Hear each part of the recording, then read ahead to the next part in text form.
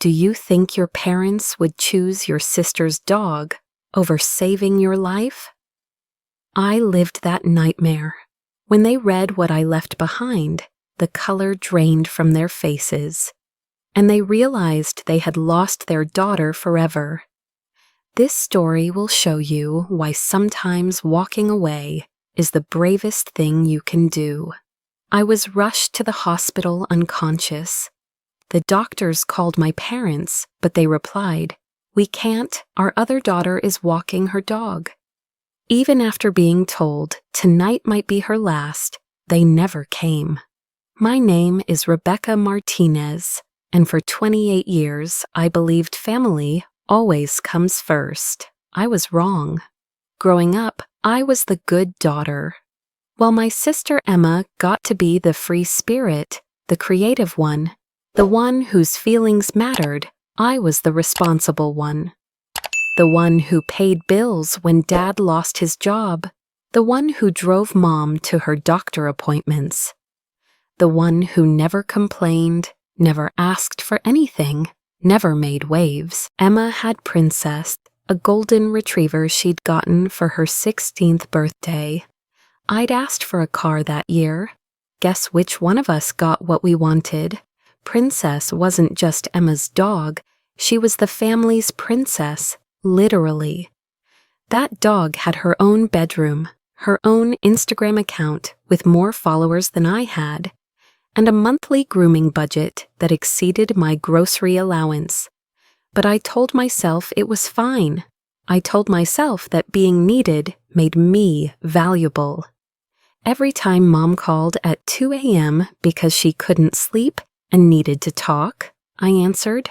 Every time Dad's business struggled and he needed a loan, I transferred the money. Every time Emma had a crisis, a breakup, a job loss, a creative block, I dropped everything to help. I'd been conditioned since childhood to believe that my worth came from what I could provide.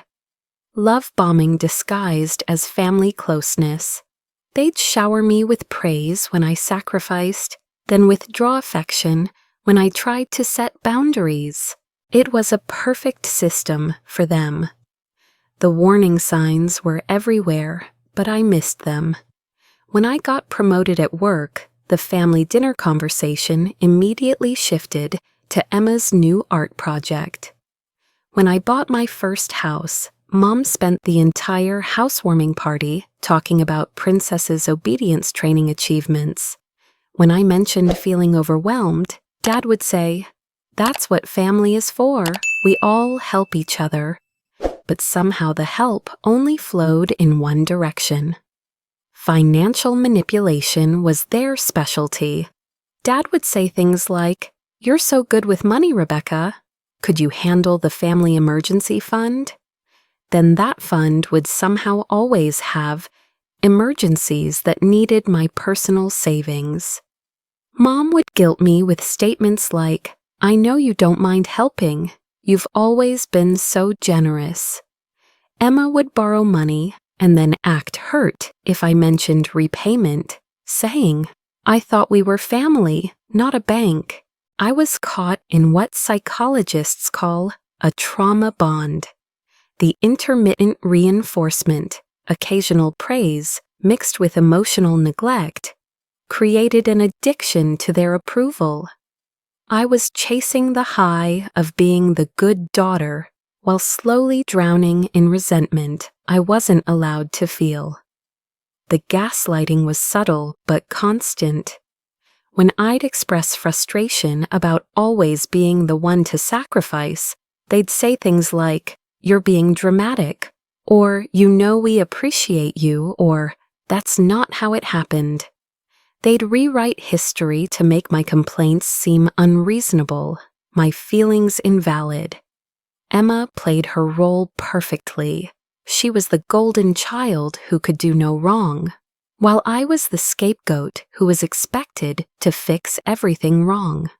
When Emma quit her job to find herself, it was called brave. When I mentioned being tired from working 60-hour weeks to cover everyone's expenses, it was called selfish. The isolation tactics were so gradual I didn't notice. They'd make plans without including me, then act surprised when I felt left out. They'd share inside jokes from family gatherings I wasn't invited to. They'd create group chats that didn't include me, then reference conversations I'd missed. I was simultaneously essential to their functioning and excluded from their bonding.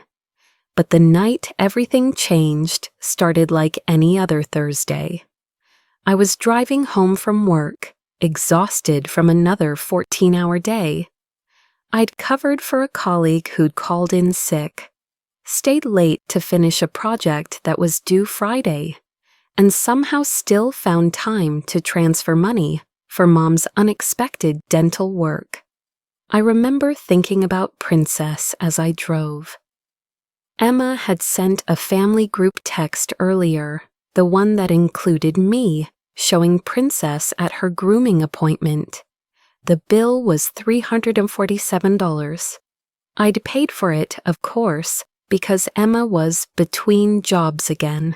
I was calculating in my head how that grooming bill compared to the last time I'd spent money on myself.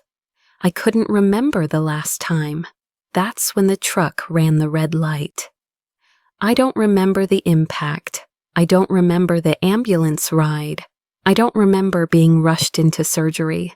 What I remember is waking up 3 days later to the sound of machines beeping, my body feeling like it had been rebuilt from spare parts, and asking the nurse where my family was. The look on her face told me everything. "Honey," she said gently, "we've been calling them. They said they'd try to come when they could." Try to come when they could. I was in the ICU fighting for my life, and they'd try to come when they could. That was my first clue that everything I'd believed about family, about love, about my value to the people who claimed to care about me was a lie. But I was about to learn just how deep that lie went.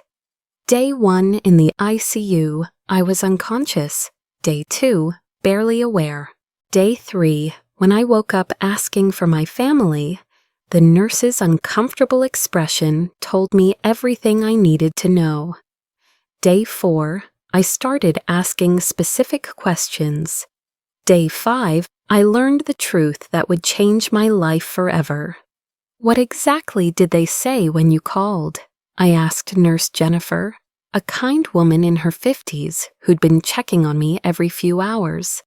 She hesitated, looking at her chart instead of at me. "Sweetie, maybe you should focus on getting better first." "Please," I said, "I need to know." Jennifer sat down in the chair next to my bed. "We called within an hour of your arrival. The surgery was touch and go. We told them you were in critical condition and asked them to come immediately." "And?" "Your mother said they couldn't come because your sister was walking the dog." When we explained how serious it was that you might not make it through the night, she said they'd try to make it the next day. The words hit me like a physical blow. Try to make it the next day. While I was fighting for my life, they were prioritizing Princess's evening walk. "We called again around midnight," Jennifer continued, her voice gentle but factual. "Your father answered. We told him point blank, tonight might be her last. He said, and I wrote this down because I couldn't believe it. We understand, but Emma is really upset about the dog situation, and we can't leave her alone right now." The dog situation, my life or death emergency, was inconveniencing the dog situation. I closed my eyes and tried to process what I was hearing. In the next bed over, Mrs. Chen had been visited by 17 family members in the past 3 days. Her grandson had driven 12 hours from college. Her neighbor had brought homemade soup. Even her mailman had stopped by with flowers. "How many people have visited me?" I asked, though I already knew the answer. Just the emergency contact we called from your phone. Your friend Sarah from work. She's been here every day, but she's at her job now. She left those flowers and said to tell you she'll be back tonight. Sarah, someone who wasn't even family, cared more about my survival than my actual family did. Sarah, who barely knew me outside of work, had rearranged her schedule to sit by my bedside while my parents couldn't be bothered to interrupt dog walking. Day 6 brought a revelation that completed my understanding. Dr. Williams, the surgeon who'd saved my life, stopped by during rounds. He was a straightforward man in his 60s, and I could tell he was struggling with something. Rebecca, I need to ask you something, and please don't feel pressured to answer. Do you have any issues with your family that we should be aware of? Any conflicts or estrangements? No, I said automatically, then stopped. Why? In 30 years of medicine, I've never seen a family respond to a critical emergency the way yours did. We've had homeless patients with more visitors than you've had. It's unusual. Unusual, that was the professional way of saying completely screwed up. What exactly did they say in all the calls? Dr. Williams pulled up his notes. First call, 9:47 p.m. Mother stated they were busy with family pet emergency and couldn't come until the next day. Second call, 11:23 p.m. Father stated the other daughter was too upset to be left alone. Third call we made the next morning. Mother asked if visiting hours were flexible because they had prior commitments. Prior commitments. While their daughter was in intensive care. Doctor, I said slowly, what would normal families do in this situation? They'd break speed limits getting here. They'd sleep in the waiting room. They'd call in sick to work, cancel vacations, hire babysitters. Normal families treat this like the emergency it is. That's when I started laughing, not happy laughter, the kind of laughter that comes when your entire worldview shatters and rebuilds itself in the space of a conversation. I'd spent 28 years believing I was loved, valued, essential to my family's happiness. In reality, I was less important than their dog's bathroom schedule. Day 7 was when everything clicked into place. Jennifer brought me a phone charger so I could check my messages. I had 17 missed calls from Sarah, 3 from my boss asking if I was okay, 1 from my elderly neighbor who noticed I hadn't picked up my mail, 0 from my family, but I did have text messages, a group chat that included Mom, Dad, Emma, and me. The timestamp was from day 2 of my hospitalization, when I was still unconscious. Emma. Princess was acting weird on her walk yesterday. Think she knew something was wrong. Mom. Dogs are so intuitive, she probably sensed Rebecca's accident. Dad. Animals are amazing that way. Princess is such a smart girl. Emma. She's been extra cuddly. I think she's worried about Rebecca. They were discussing how the dog was handling my near-death experience, not visiting me, not checking on my condition, but analyzing Princess's emotional state about my trauma. The dog had more emotional support during my crisis than I did, but then I saw something that stopped my heart. A separate group chat, same family members minus me. Screenshots that Sarah had somehow obtained and sent to my work phone. Apparently, Emma had mistakenly sent her one of the messages meant for family only. Dad, Rebecca's accident is really bad timing with Emma's art show next week. Mom, should we postpone the show, though she's worked so hard? Emma, maybe Rebecca will be better by then. I really don't want to cancel. Dad, we'll figure it out. Rebecca's strong. She always bounces back. Mom, true, she's never been high maintenance like some people. They had a secret family chat, without me, where they discussed me like an inconvenience, my recovery like a scheduling conflict with Emma's art show. I wasn't a daughter fighting for her life. I was a logistical problem interfering with their real priorities. That's when the transformation began.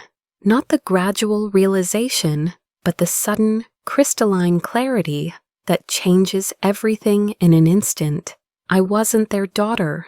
I was their ATM, their emotional support system, their problem solver, their safety net. But I wasn't their family. Real family doesn't have secret group chats that exclude you. Real family doesn't prioritize dog walks over deathbed vigils. Real family doesn't discuss your medical emergency like a scheduling inconvenience.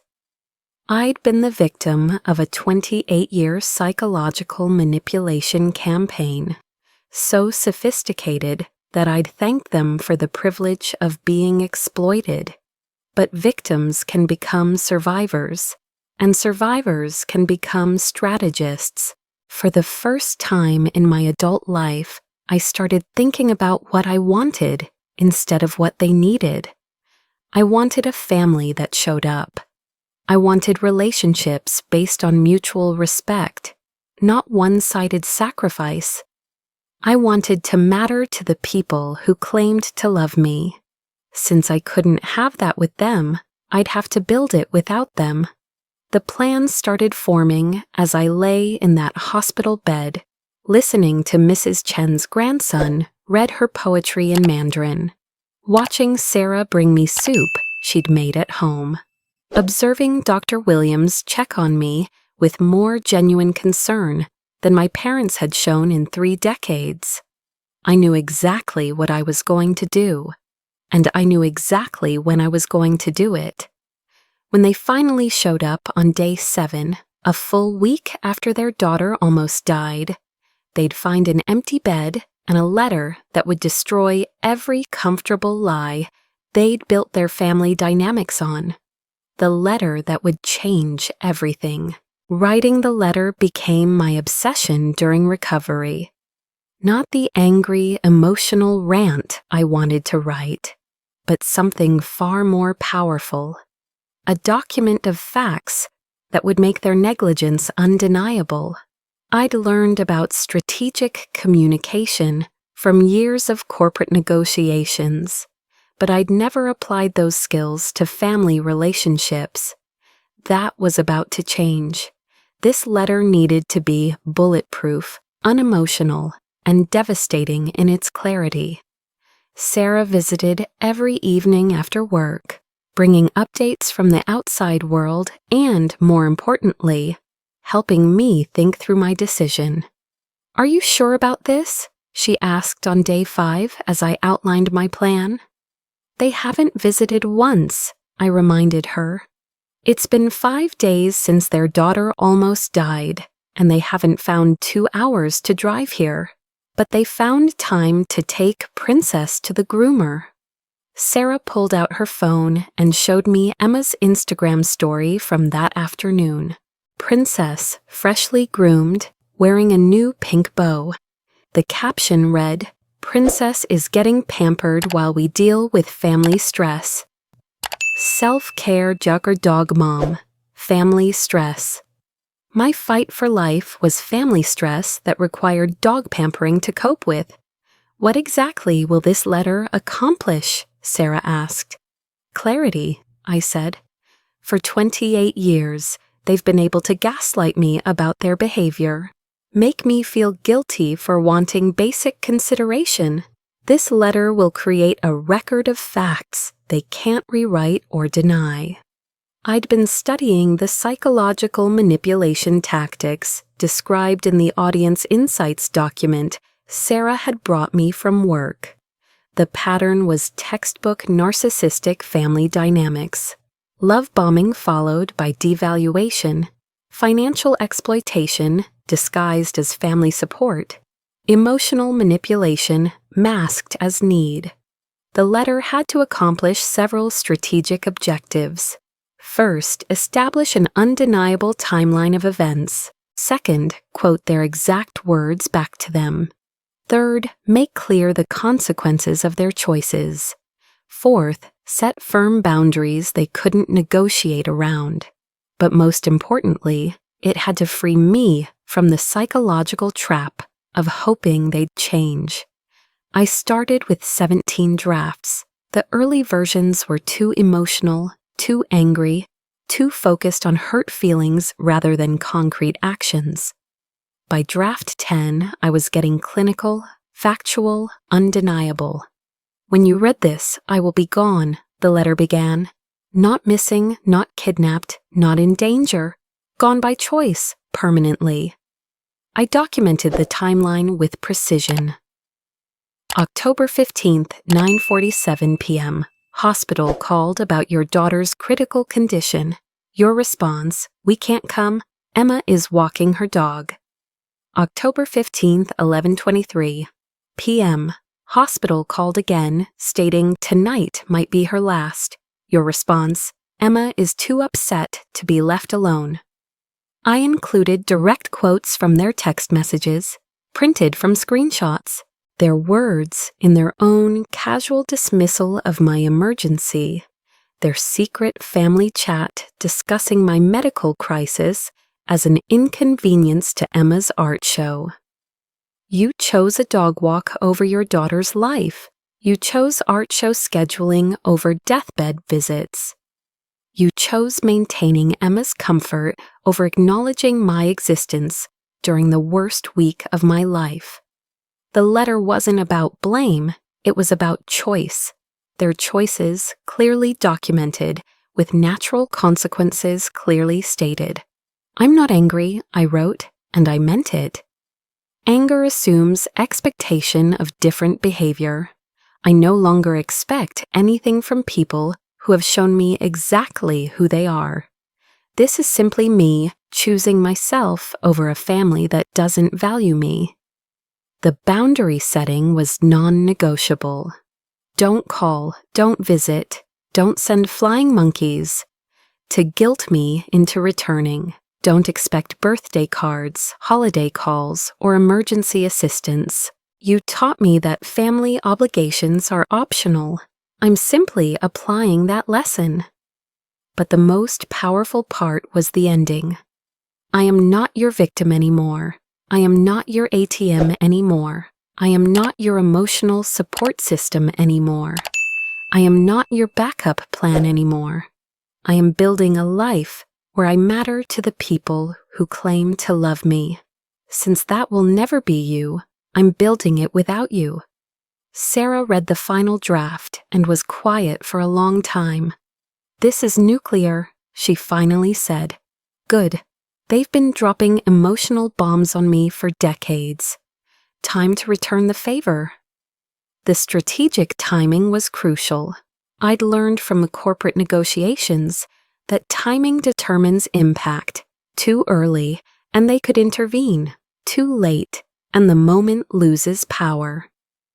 The sweet spot was their weekly family dinner, when they'd all be together, when the absence would be most dramatic. I arranged my discharge for Thursday morning.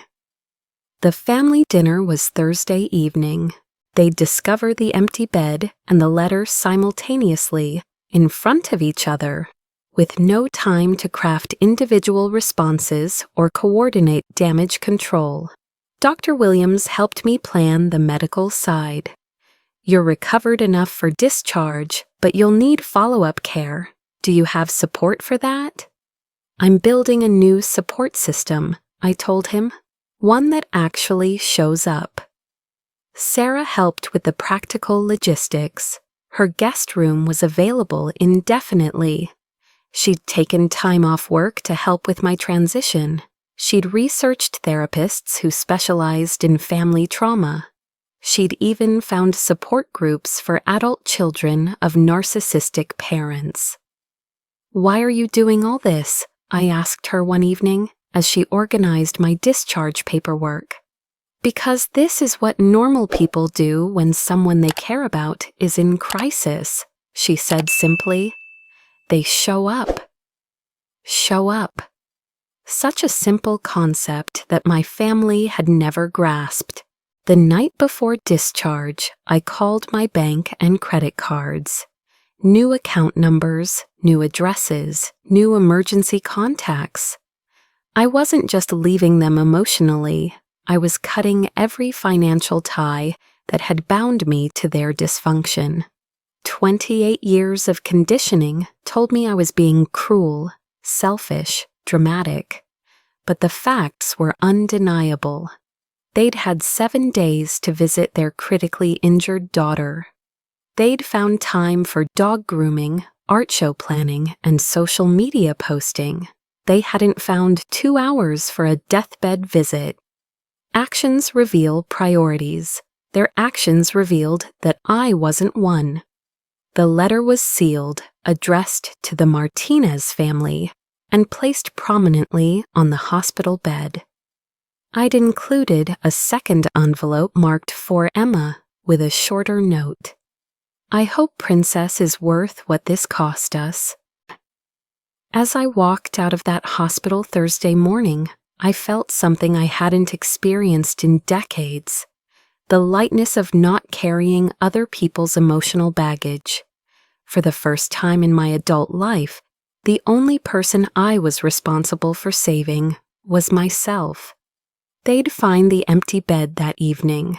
They'd read the letter that documented their choices in their own words. They'd realize that the daughter they'd taken for granted had taken herself away permanently. And for once in my life, I wouldn't be there to clean up the mess, solve the problem, or make their feelings more comfortable. I was building a life where I mattered, and that life was about to begin. 3 days passed in blissful silence. 3 days of Sarah's guest room, homemade meals, and the strange peace that comes from not being anyone's emergency contact.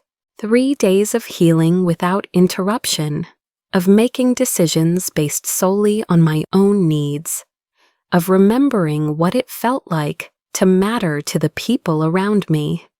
Then my phone started ringing. I'd blocked their numbers, of course, but they were creative.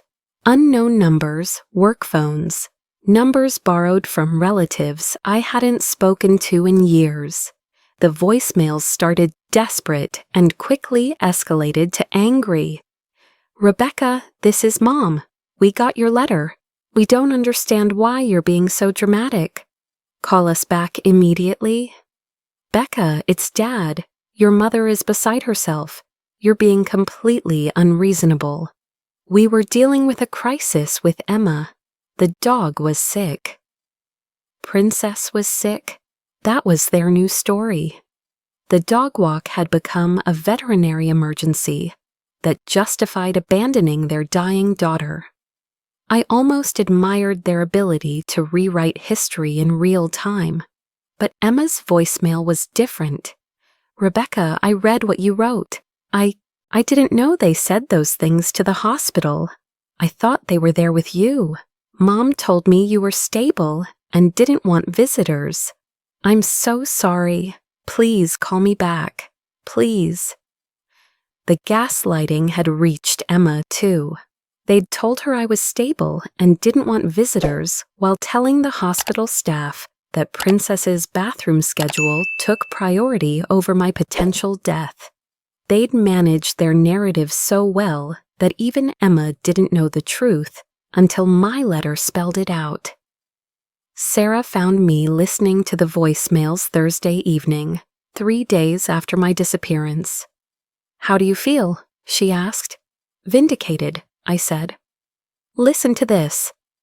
I played Dad's latest message. "Rebecca, I don't know what's gotten into you, but this letter is completely out of line. We're a family. We stick together through difficult times. Your mother is having chest pains from the stress you're causing. Is that what you want?" Classic manipulation, Sarah observed. Ami make you responsible for their emotional reactions to consequences they created. The pattern was predictable because I'd lived it for 28 years.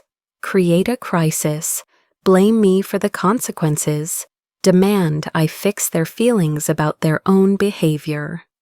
But this time, I wasn't there to absorb their emotional chaos. By day 4, they'd escalated to sending relatives. My Aunt Carol, whom I hadn't spoken to in 3 years, showed up at Sarah's apartment with tears and guilt trips. "Your parents are devastated," she said through the intercom. "Your mother can't stop crying. How can you do this to family?" "Did they tell you why I left?" I asked through the speaker. "They said you had some kind of breakdown after your accident, that you're not thinking clearly." "Did they tell you they didn't visit me once during a week-long ICU stay? Did they mention prioritizing dog walking over potential deathbed visits?" Silence. Then, That can't be right. Call the hospital. Ask the nursing staff. Ask Dr. Williams. Ask anyone except the people who lied to you about what happened." I buzzed her in and showed her the documented timeline, the text message screenshots, the hospital notes Dr. Williams had helped me obtain. Aunt Carol's face went through the same transformation mine had. Disbelief, recognition, horror, understanding. "My God," she whispered. "I had no idea." "That's their superpower," I explained. "They're excellent at managing their image while destroying their target." "You probably got the Rebecca is having a breakdown story before you even agreed to come here." She nodded slowly. "Your mother called crying, said you'd written a cruel letter, and disappeared. She made it sound like you'd snapped for no reason." "Classic Darvo," Sarah said, joining us. "Deny, attack, reverse victim and offender. They're not the parents who abandoned their dying daughter. Rebecca is the cruel daughter who wrote a mean letter." Aunt Carol stayed for 2 hours, asking questions, reviewing evidence, apologizing repeatedly. When she left, she hugged me tight and said, "I'm proud of you for getting out. I wish I'd known sooner." That's when I realized the letter had done more than free me. It had created ripples. Over the next week, I learned that my disappearance had become family news. Cousins I barely knew were calling with questions. Family friends were asking uncomfortable questions about why their daughter had cut contact so dramatically. The secret was out, and secrets have power only in darkness. My mother's sister, Aunt Linda, called my work phone on day 8. "Rebecca, it's Linda. I heard what happened. I've been thinking about some things, and I need to tell you something." What she told me changed everything. "Your parents did this before," she said.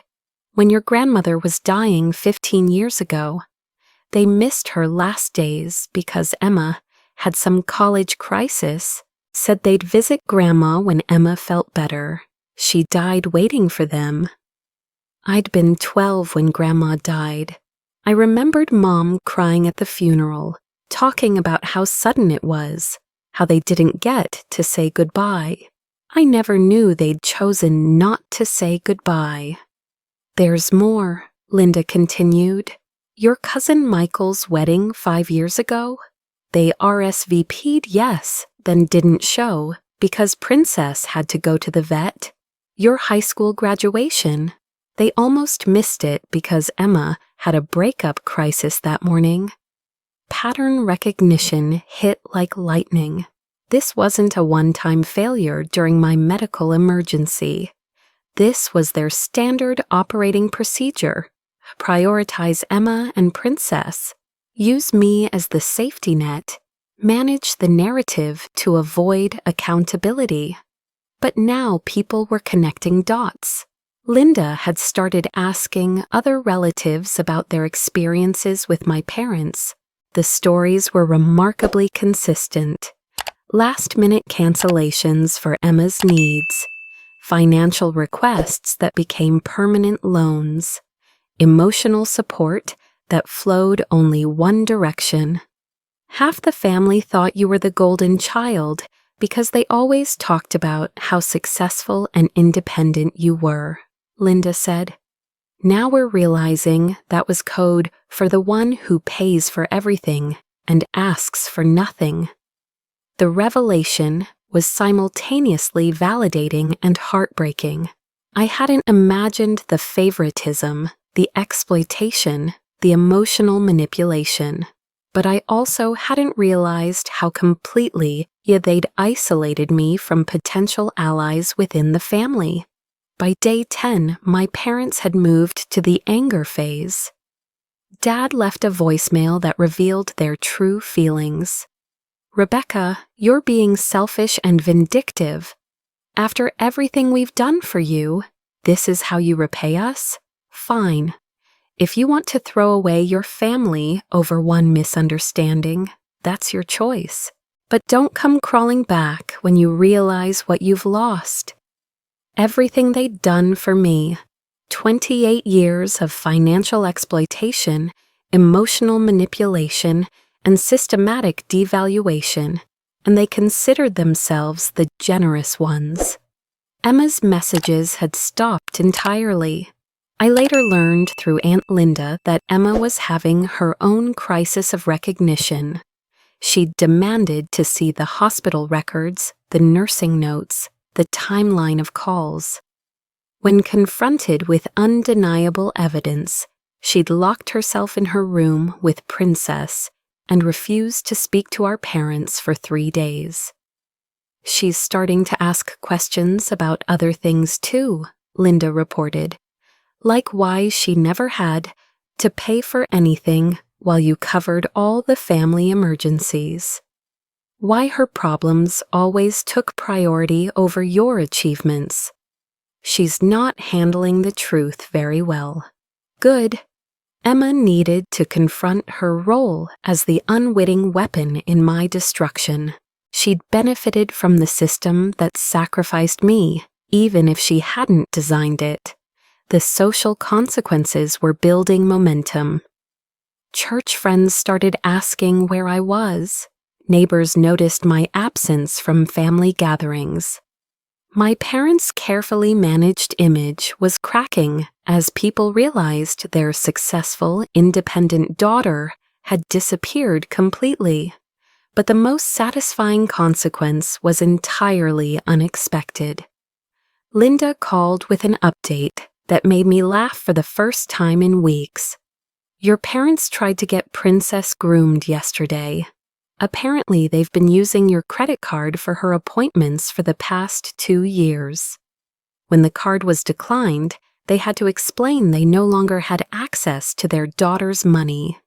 The groomer asked why, and your mother broke down crying in front of a waiting room full of people, explaining that you'd abandoned the family after a minor disagreement." A minor disagreement? My near-death experience and their complete abandonment had become a minor disagreement in their revisionist history. Then, Linda continued, another customer in the waiting room said, "Wait, aren't you the parents of that woman who almost died and you didn't visit her?" Turns out it was Mrs. Patterson from your old neighborhood. She'd heard the story from someone at the hospital. Public accountability. The one thing narcissists fear most, being exposed for who they really are, in front of people whose opinions matter to them. 6 months after leaving that letter, I barely recognized my life. Sarah's guest room had become a temporary home that felt more like family than my childhood house ever had. Dr. Rebecca Martinez, I'd started using my full title as a reminder of my worth, was thriving in ways I'd never imagined possible. Without the constant drain of family financial requests, I'd saved more money in 6 months than in the previous 3 years. Without the emotional chaos of being everyone's crisis manager, I'd slept through the night consistently for the first time in decades. Without the obligation to drop everything for their emergencies, I'd been promoted to senior project manager. The therapy Sarah had helped me find was transformational.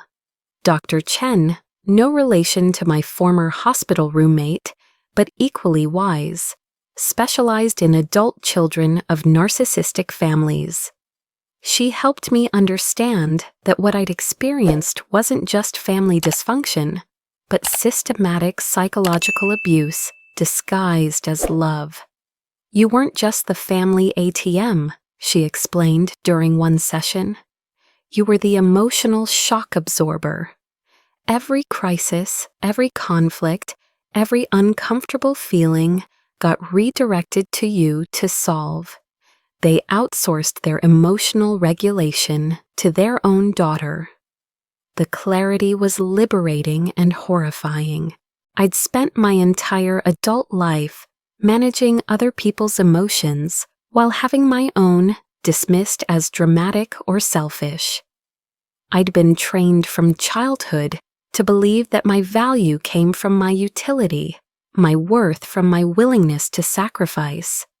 But the most unexpected part of my new life was the relationships that bloomed once I had space for them. Sarah and I had become genuine friends, the kind where support flowed both directions.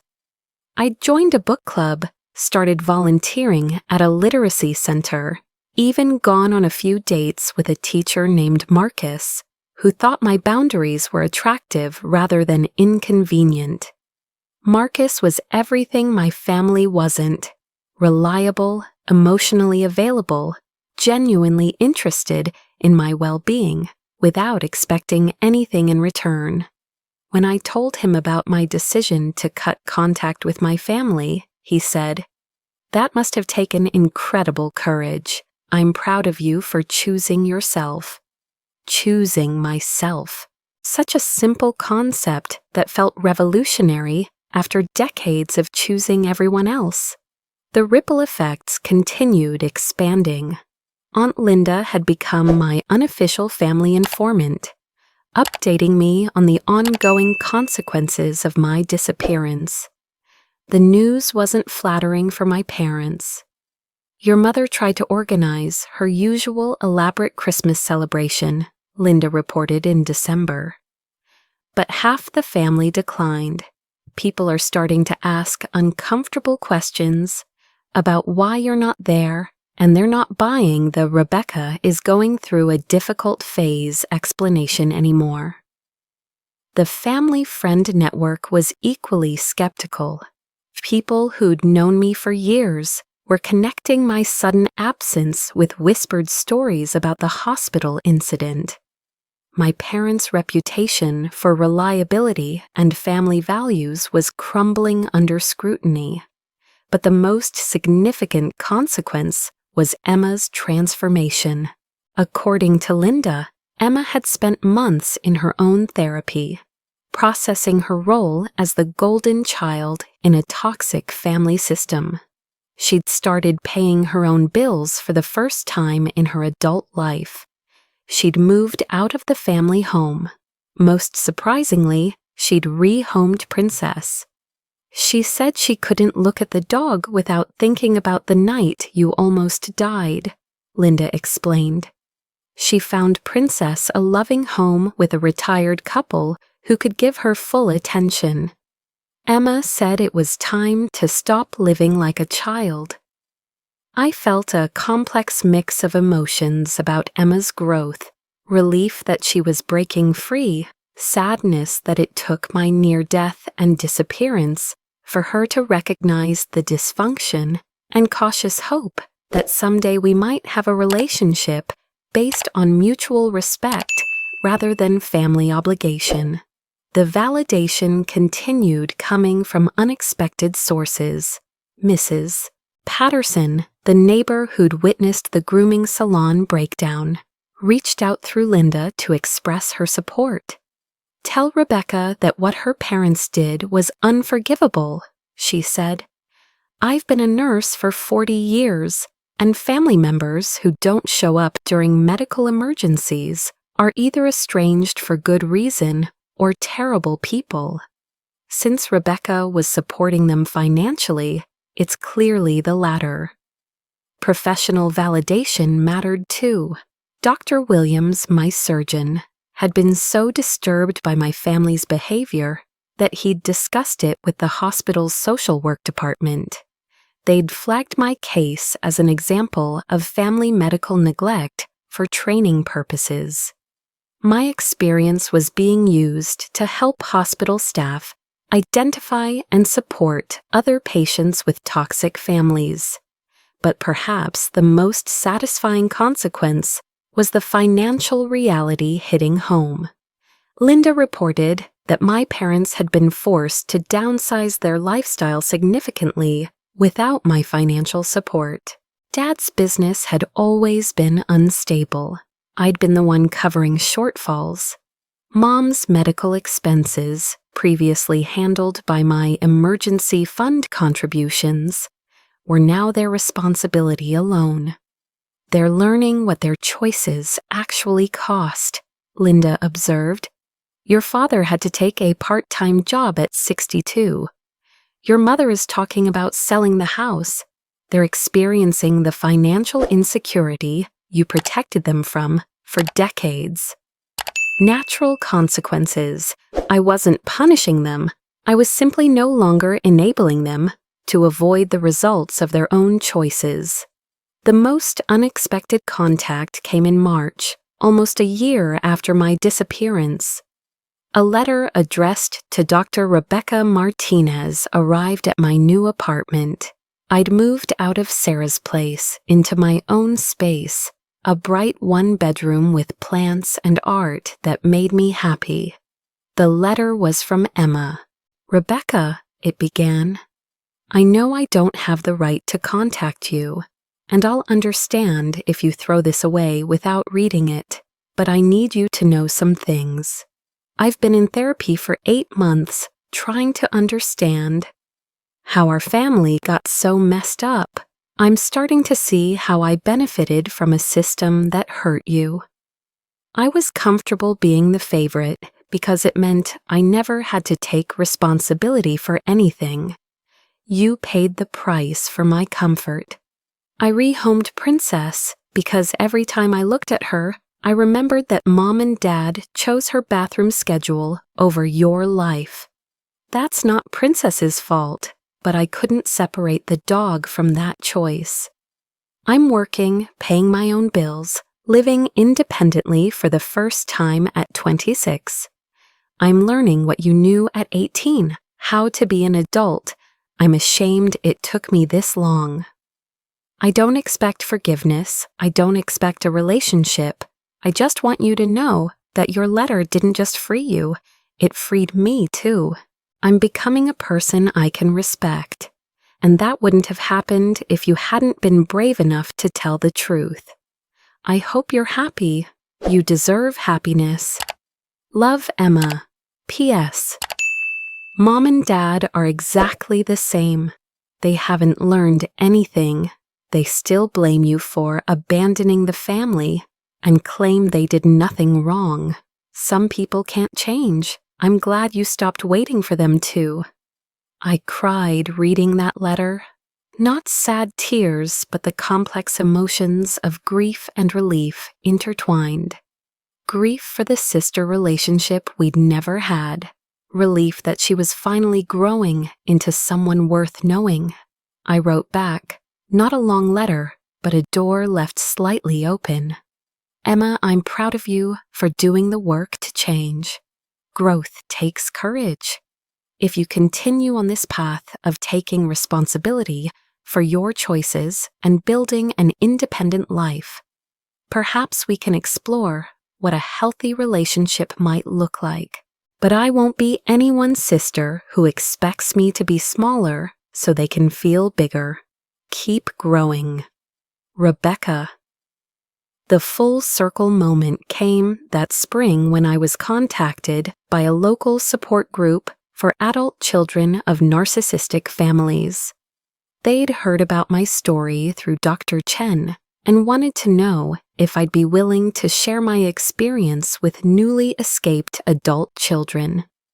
Standing in front of 20 people who'd lived variations of my story, I realized that my letter hadn't just saved me, it had created a template for others. Several group members had written their own versions, documenting abuse and setting boundaries their families couldn't manipulate around. The most important thing I learned, I told them, is that you can't love people into treating you better. You can't sacrifice enough to earn respect from people who see sacrifice as your purpose. Sometimes the most loving thing you can do is remove yourself from a dynamic that destroys you. After the meeting, a young woman approached me. My parents missed my college graduation because my brother's dog needed surgery, she said. I've been making excuses for them for 3 years, but hearing your story, I think I need to write my own letter. That's when I understood the true justice of my situation. Not revenge, revolution. I'd broken a generational pattern of accepting unacceptable treatment in the name of family loyalty. I'd chosen myself over a system designed to exploit me. And now others were finding the courage to do the same. My parents never apologized, never acknowledged wrongdoing, never changed, but their opinion of my choices no longer mattered. I'd built a life where I was valued, supported, celebrated. I'd created the family I'd always wanted, one that showed up. 2 years after leaving that letter on an empty hospital bed, I was getting married. Not to Marcus, that relationship had run its course after 8 lovely months, but to David, an emergency room doctor who understood the importance of showing up for people you love. David and I met at a medical conference where I was presenting on patient advocacy systems. He approached me after my presentation and said, "Your research on family support networks is fascinating. Have you considered the impact of toxic family dynamics on patient recovery?" I'd laughed and said, "I've done some first-hand research on that topic." Our relationship developed slowly, built on mutual respect, shared values, and the radical concept that love should make your life better, not more complicated. David had his own story of setting boundaries with difficult family members, which gave him insight into the courage my decision had required. The fact that you chose your own well-being over family dysfunction tells me everything I need to know about your character, he'd said early in our relationship. You're someone who values authenticity over comfort. That's rare and beautiful. Planning our wedding brought unexpected challenges and revelations. The guest list was smaller than most people's, chosen family rather than biological obligation. Sarah was my maid of honor. Aunt Linda walked me down the aisle. Dr. Chen was invited as the person who'd helped me understand that healing was possible. Emma sent a card with a simple message. "Wishing you all the happiness you deserve. Thank you for showing me what healthy boundaries look like." She didn't ask for an invitation, and I appreciated that growth. We'd been exchanging letters quarterly for the past year, real communication about our actual lives rather than family drama management. My parents weren't invited, obviously, but their absence felt like relief rather than loss. There would be no last-minute drama, no emotional manipulation disguised as family feelings, no financial requests that turned celebrations into stress. David's family embraced me completely, but not in the overwhelming, boundary-violating way I'd learned to fear. His mother, Dr. Patricia Williams, a psychologist, which seemed fitting, told me at our engagement dinner, "David has told us about your journey to build healthy relationships. We're honored that you've chosen to include us in your life, and we want you to know that our love comes without conditions or expectations." Love without conditions or expectations. I'd thought that was a myth until I experienced it. The wedding was small, intimate, and exactly what we wanted. No family drama, no obligation guests, no financial manipulation. Just people who genuinely celebrated our happiness. During my speech, I thanked everyone for being the kind of family I'd always dreamed of, one that showed up, supported each other, and respected boundaries. 2 years ago, I learned that sometimes you have to break away from the family you're born into to find the family you're meant to have, I said. Thank you all for proving that authentic love exists and for helping me build a life where I matter. Professional life continued flourishing. The promotion had led to another promotion. I'd started consulting on workplace communication and conflict resolution, drawing on my experience with psychological manipulation tactics. My expertise in recognizing and dismantling toxic dynamics was surprisingly valuable in corporate settings. I'd also begun writing. First, a blog about recovery from family trauma that attracted thousands of readers. Then articles for psychology publications about the intersection of medical emergencies and family dysfunction. Eventually, a book proposal that 3 publishers wanted. Abandoned When Family Fails and How to Build Better would be published the following year. The book combined my personal story with research on family trauma, practical strategies for setting boundaries, and hope for those still trapped in toxic family systems. But the most meaningful aspect of my new life was the ripple effect of healing. The support group I'd spoken to had grown into a monthly workshop I co-facilitated with Dr. Chen. We'd helped over 100 people recognize, document, and escape family abuse, disguised as love. Many used letter writing as their tool for clarity and boundary setting. Some went no contact like me. Others used the documentation process to set firm boundaries while maintaining limited contact. All found relief in having their experiences validated and their decisions supported. "You gave me permission to value myself," one participant told me. I'd spent 30 years believing that family meant accepting mistreatment. Your story showed me that real love doesn't require self-destruction. The financial independence was remarkable. Without the constant drain of family financial emergencies, I'd built an emergency fund, invested in retirement, and even bought a house. The same salary that had barely covered my expenses when I was supporting 4 adults now provided security and options. I'd kept detailed records of what I'd spent on family support over the years. The total was staggering, over $200,000 in direct financial support, plus uncounted hours of emotional labor, crisis management, and problem solving. Money and energy that was now invested in my own life, my own dreams, my own future.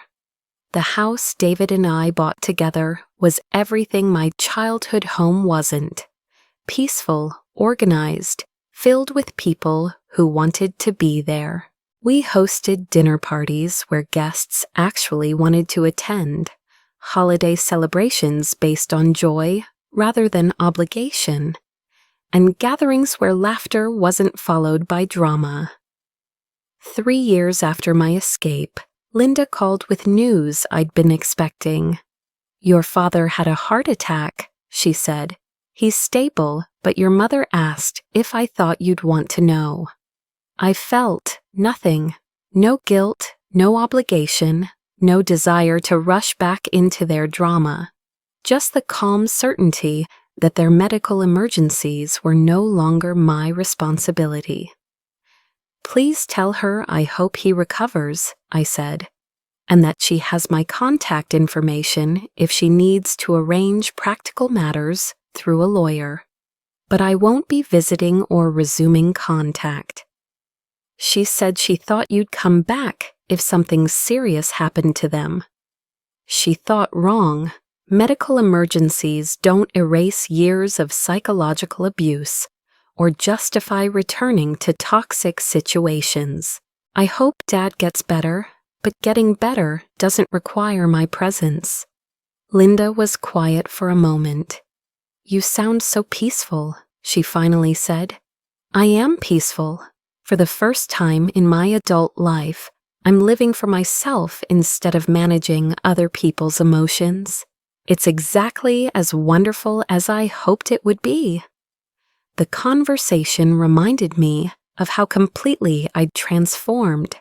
The Rebecca who'd answered every 2 a.m. crisis call, who'd drained her savings for other people's emergencies, who'd believed that love required self-sacrifice, that person was gone. In her place was someone who understood that authentic love makes your life better, not harder. My story didn't end with revenge or reconciliation. It ended with something better.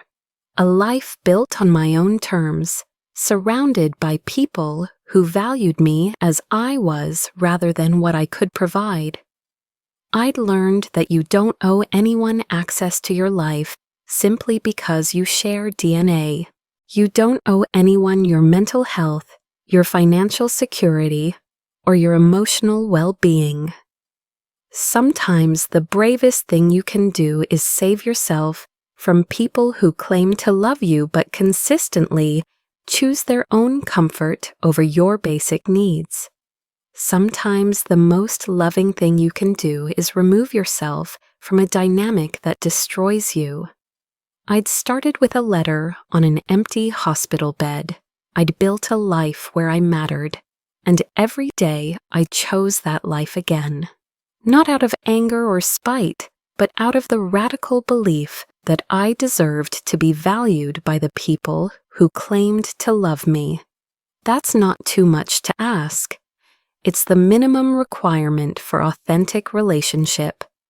And if your family of origin can't meet that minimum, you have permission to build a family that can.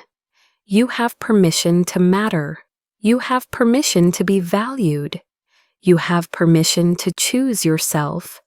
Sometimes the greatest gift you can give toxic people is your absence, and the greatest gift you can give yourself is the freedom to be loved properly.